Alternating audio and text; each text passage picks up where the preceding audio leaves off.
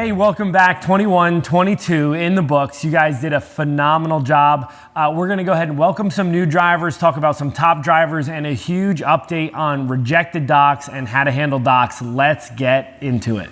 On behalf of everyone, the pies. Yeah! Seems you've had a right-in candidate.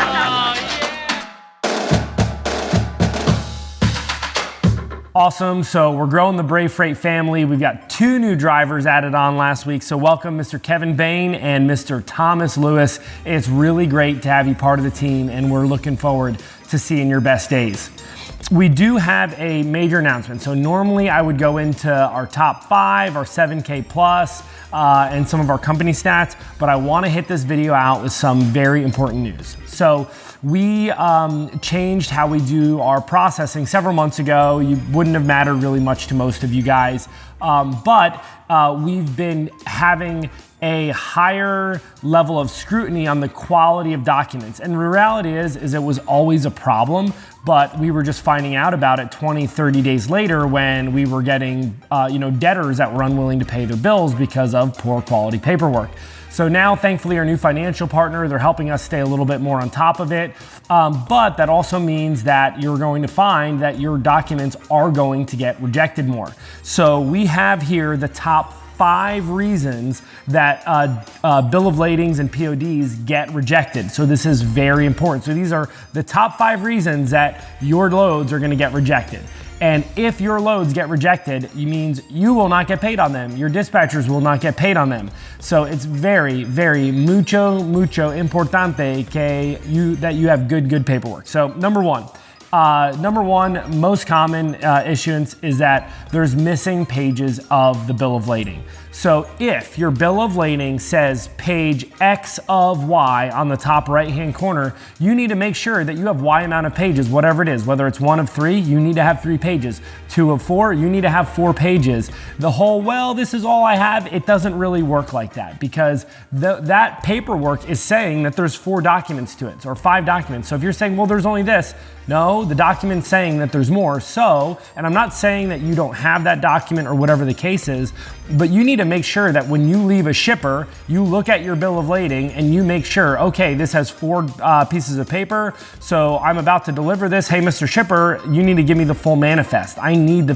full BOL, and you do not leave the shipper unless you have the full paperwork. And when you get to the receiver and deliver that load, you need to make sure you get all of the pages back, and do not leave before you take a picture of them. If the guy's like, well, I'm only giving you this one back, hey, no problem. Don't get in a fist fight over it. It's not worth it. But just take the pictures of the documents before that guy at the receiver takes the doc. So super important. You must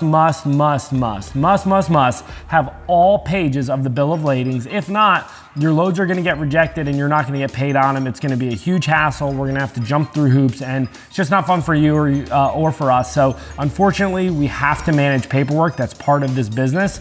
The good news is we make it pretty easy for you, and we're going to be real straightforward about what you need to do. So number 2 is there needs to be signatures on all of your PODs from the receiver and from yourself as well. From myself, yeah, I don't really get it, but some debtors require there to be a driver's signature and some don't. So instead of us guessing what does need and what doesn't need your signature, just put your signature on everything. That way, it's never going to be a problem and we'll always have it there. Equally as important, if not more important, is the receiver has to put a signature on there, because there is no bill of signed proof of delivery unless it's signed. A bill of lading is just a bill of lading. It only becomes a proof of delivery once it's actually signed, because that's what proves that you delivered it, right? So it needs to have signatures. No signatures, no pay. Number 3 is the quality of the BOLs. Number 3 and 4 really is the quality of the bill of lading. So oftentimes they're too dark, or they're too blurry, or the edges are cut off, or it's not including the full piece of paper. I'm somewhat YouTube famous, not really, I'm just kidding. But I have a video, if you go on YouTube, how to use Adobe Scan, it's actually part of our training. It's got something stupid like 16,000 views on YouTube. It's ridiculous. I didn't realize so many people needed a video to show them how to use an app. But please watch that video. I'll include a link to that video in the description below, and you can watch that video. If my Kian is really fancy and he can put a link to it right up here, go ahead and put a link to it right up here for the video. So that way you can just click this link right in the YouTube and you can watch that video. So it's really important that you guys take clear paperwork images, guys. All right. So just make sure that you do it, and you'll get paid on it. There's not going to be any problems. So God bless America. All right, steam rolling ahead. Let's get into last week's top 5 drivers. So coming in at number 5 with $8,601, Mr. Dwight Fiegel. Great job, man. Coming in at number 4 with $190 of more production. I think your first time on the top 5 at $87.91, Mr. Charles Celestine. Awesome, it's great to see you on the top 5. Number 3, good old $9,000. Let me do the revenue first. $9,000, good old Kevin Hollins. Welcome again to the top podium, my friend. Coming in at number 2, $9,500, Mr. Bob Hennis. Great job, Bob. Really glad to see your name up there. And coming in at number 1, $9,800, Mark Morell. Phenomenal job. Really glad to see everybody killing it this week. Several drivers in the 7K club. I'm just gonna read off some names. All of these drivers had over 7K of production last week. Renee Perez, Samuel Moore, Larry Russell, John Stedman, Darian Washington, William DeYoe. Man, killing it, William. You're like new guy on the block, but like top 15 every single week. You got Bautista Alicia, and again, second week and you're over 7K. Phenomenal job. And Kenneth Netterville, good job, Kenny, for being in the 7K club.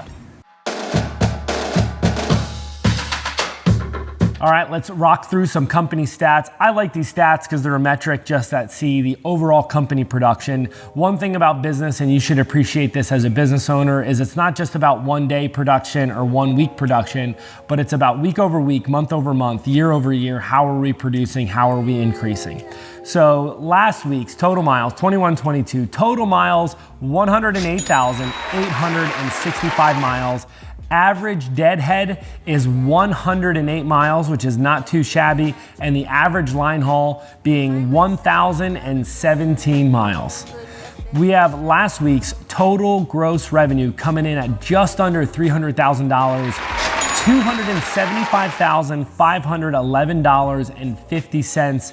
You guys are a monster team throwing up mega big numbers. The weekly individual gross average last week. So if you took a load last week, if you were out working on average, you made $5,862 gross. We've got our highest grossing driver, like we covered earlier, Mr. Mark Morell at $9,800. And then we have the lowest grossing driver at a good old $1,825. The average load value, this is such a big metric, is $2,575. So that means every load that you picked up last week on average was $2,575. So get one more load. Every time you pick up a load, you're adding money, on average $2,500 to your gross revenue. So make sure you guys squeak out that extra load. Average dollar per mile, super solid, $2.53 a mile, all miles, all in. The lowest dollar per mile was $1.87. That's still incredible. $1.87 is the lowest dollar per mile, and the highest dollar per mile, bonkers, $7.19 a mile. We all know that those $7 mile runs, don't run for 1,500 miles. They only run for usually a few hundred miles. You guys are killing it. As we wrap up here, just a couple things into the future. I just want to remind you that this is the last week. We're rolling into the last week of May. June is the last month of the second quarter, and it's also the first month of summer. So I'm anticipating a monster month ahead. June is going to be a huge month. So make sure your truck is, repairs are done. Make sure it's good to go. Preventative maintenance is the best time to maintain your vehicle. Be ready to put a few solid weeks in there. You know, I don't know if you guys have any family plans, you know, for the summer or what have you. Make sure that you're crushing it in June. I anticipate June to be a huge month. So, you know, schedule your family plans around that. Who knows, maybe do something in July or August. Usually things slow down a little bit in August. I might push family vacations or any family outing that you can to August. I'm not saying don't take time off, be healthy, be with your family, but I'm saying maybe don't take 2 weeks off at the middle of June and July.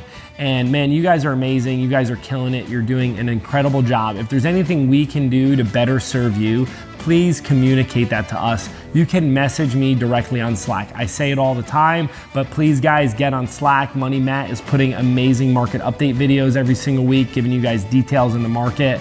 And you know, we're here to serve you. So let us know how we can serve you best. We love you. God bless you guys. Have an amazing week.